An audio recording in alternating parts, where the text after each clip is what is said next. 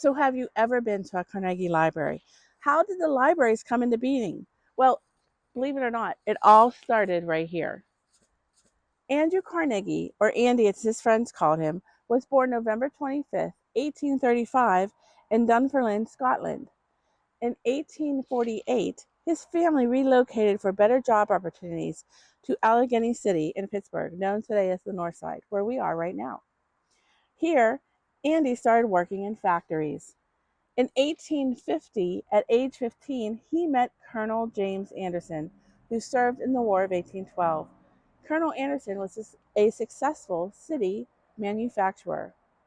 Colonel Anderson started a free library from his house right here in Manchester for all the local factory boys.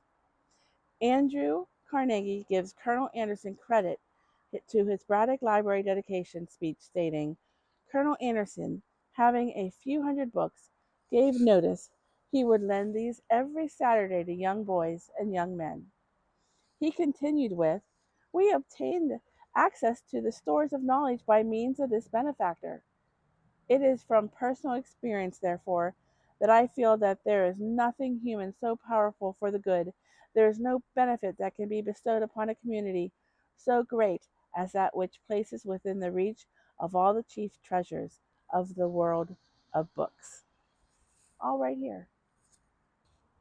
So Andy was so grateful to Colonel Anderson for his influence and inspiration that he made a monument for him in 1904 and set it outside his library that he made for Allegheny City. Andrew Carnegie went to work for Thomas Scott, an early railroad tycoon. Andy learned the ins and outs of the stock market through Thomas Scott. By the time Andy was 30 years old, Scott had made Andy a wealthy man. Andy moved from railroads over to the production of steel rails for the new railroads. In 1875, he opened his first steel mill right here in Braddock, naming it Edgar Thomson Steel Works, after the president of the Pennsylvania Railroad. In order to educate these new workers to be more productive and understanding of manufacturing, Andy wanted to open libraries for his workers, just like Colonel Anderson. In 1881, Andy started opening libraries. His first library was built in his hometown of Dunfermline, Scotland. That same year, Andy offered Pittsburgh a free library with a donation of $250,000 to get things started. This agreement was that Pittsburgh would have to maintain it to the tune of $15,000 a year. Pittsburgh did not have a law tax their citizens to maintain the upkeep of the property. So the whole project was put on hold until 1886 when a new law was passed and Pittsburgh could accept the gift. March 30th, 1889, Braddock finally opened and it was purposely built in walking distance from his first steel mill. It was a library for the ages. It not only had books, but a swimming pool, public baths, bowling alleys, art galleries, and billiard halls. It was a place for the whole community. Allegheny City accepted Andrew Carnegie's offer in 1886, and his library was dedicated in February 1890. This library had an art gallery. It had a 1,200 seat music hall that is now known as the New Hazlet Theater, and it had a huge pipe organ. The next to be built was in Johnstown, PA, under some sad conditions. Andy belonged to the South Fork Hunting and Fishing Club, which owned a not well maintained dam. May 31st, 1889, a lot of rain and the breaking of the dam flooded downtown Johnstown, sweeping away the Johnstown Cambria County Public Library, which is right here. It is said that Mrs. Mary Hurst was still sitting at the counter whenever the floodwaters came through. Her body was never found. Andy was distraught and felt responsible, so he replaced the library in 1891. He was not present for the dedication. The new library served the community until 1973 when it permanently became the Johnstown Flood Museum.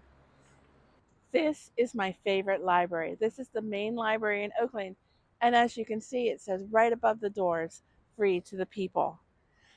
Andy wanted a library in Oakland because he thought it would soon be the residential center of Pittsburgh.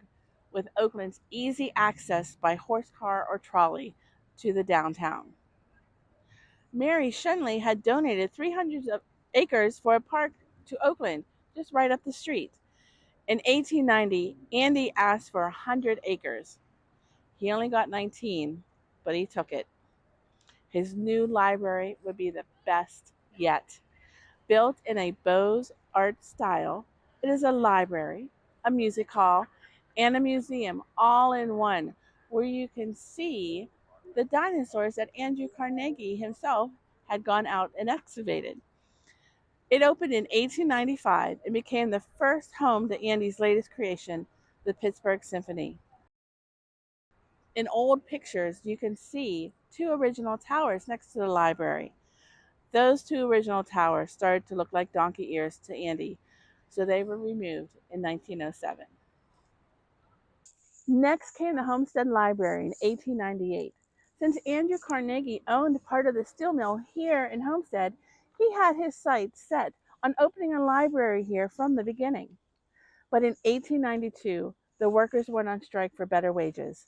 After the strike, Homestead wanted nothing to do with Andrew Carnegie.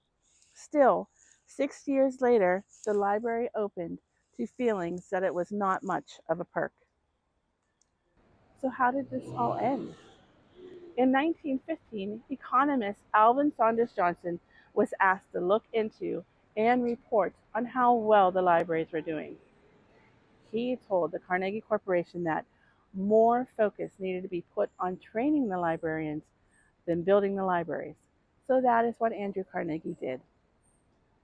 Carnegie awarded grants to build libraries from 1886 to 1917. By the time Andrew Carnegie died in 1919, he had built 1,679 libraries in America and 2,509 libraries worldwide, spending 40 million of his own dollars. Andrew Carnegie's vision of libraries being free to the people, written over the doors of all the libraries, is still an important concept in libraries today. Libraries as learning facilities, libraries as music venues, and libraries as community gatherings throughout America and the world.